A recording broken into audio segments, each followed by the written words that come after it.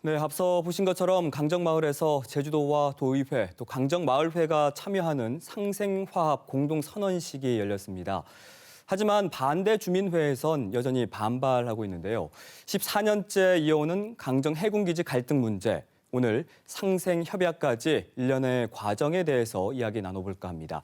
강영진 한국갈등해결연구원장과 화상으로 연결돼 있습니다. 원장님 안녕하십니까?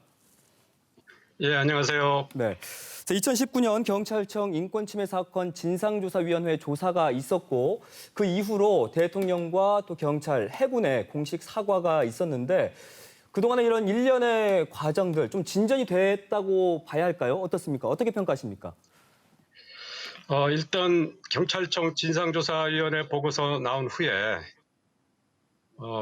경찰총장의 사과 그리고 대통령이 직접 강정마을에 방문해서 위로를 표하고 또 강정마을의 치유와 화해가 필요하다고 이렇게 중요한 말씀을 하셨습니다. 네.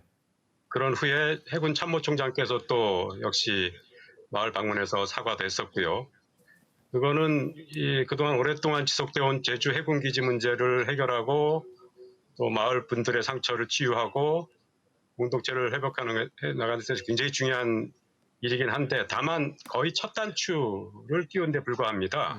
본격적인 작업은 대통령께서 강조한 대로 치유와 화해까지 가도록 해야 되는데 앞으로도 먼 도정이 남아있는 거죠, 사실. 오늘 상생협약이 열렸습니다. 제주도와 도의회가 사과를 하고 또 앞으로 이 상생협약 체결과 관련해서 적극적인 지원을 하겠다라고 또 약속을 했거든요. 이건 어떻게 보십니까? 예, 일단 도지사와 도의회 의장이 강정마을에 찾아가서 사과한 것은 좋은 일입니다. 네. 그리고 주민들을 위한 어떤 지원 보상 사업을 하는 것도 좋은 일일 테고요. 그렇지만 여기서 분명히 하고 넘어가야 될 점이 있습니다. 뭔가요? 도와 도의회가 사과하고 도 예산을 투입해서 지원 사업 해주기로 했다고 이제 모든 문제가 끝나고 상생화합을 하게 됐다? 그건 아니라는 겁니다. 네. 우선 두 가지 문제가 있는데요. 네. 첫째는 이제 절차적 문제입니다. 이런 과정에는 다 굉장히 절차가 중요한데 이 강정 마을에 특히 그동안 반대했던 분들이 많이 제기하는 대로 관련 당사자 오랫동안 제주의 문제를 가지고 고민하고 싸우고 문제 제기하고 오늘에 이르게 했던 분들은 거의 이제 배제됐는데 현재 마을회를 이끄는 분들 중심으로 도와 도의회가 협의해서 상생화합을 선언한다.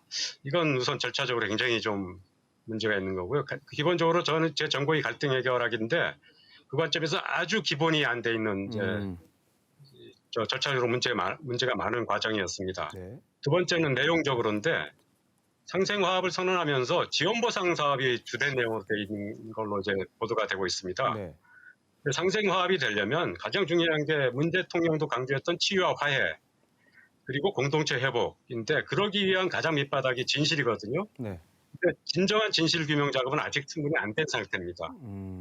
그런 면에서 정말 이 첫 단추만 끼웠을 뿐이지 앞으로 이제 할 일은 굉장히 많은 상태라고 볼 수 있겠습니다. 네, 절차적 문제 또 내용적으로도 문제가 있다라는 말씀이신데 제주도와 도의회는 이번 상생협약이 강정마을의 완전한 갈등 해결을 위한 것이다라고 하고 있고 또 반대 주민회와 시민사회단체 측에서는 여전히 반발하고 있거든요.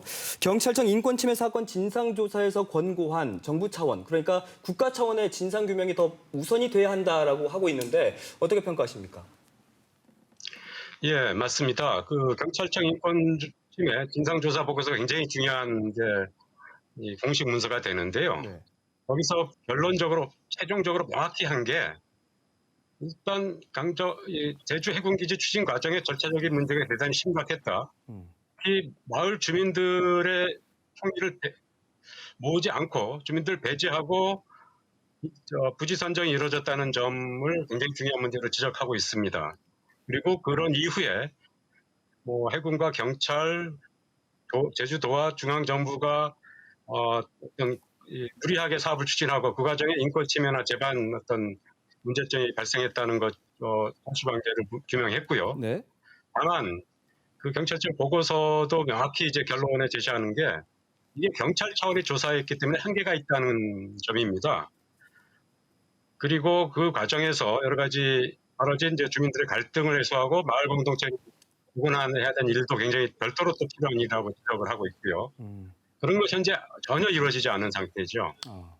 그래서 국가 차원의 진상조사 그리고 그걸 토대로 한 사과 반성 그리고 진정한 상생협약 체결 그리고 공동체 회복 추진 이게 이제 필요하다고 보겠습니다.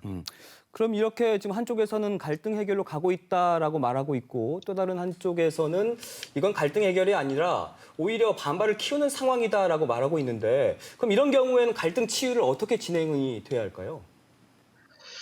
예, 그게 참 쉽지 않은 일인데요. 이 선의로 이번 일을 추진하는 분들 입장에서도 곤혹스러웠을 텐데 일단 아무리 좋은 뜻으로 시작한 일이어도 절차가 잘못되면 음. 대단히 심각한 문제를 또 본의 아니게 굉장히 어떤 폐해를 줄 수가 있습니다.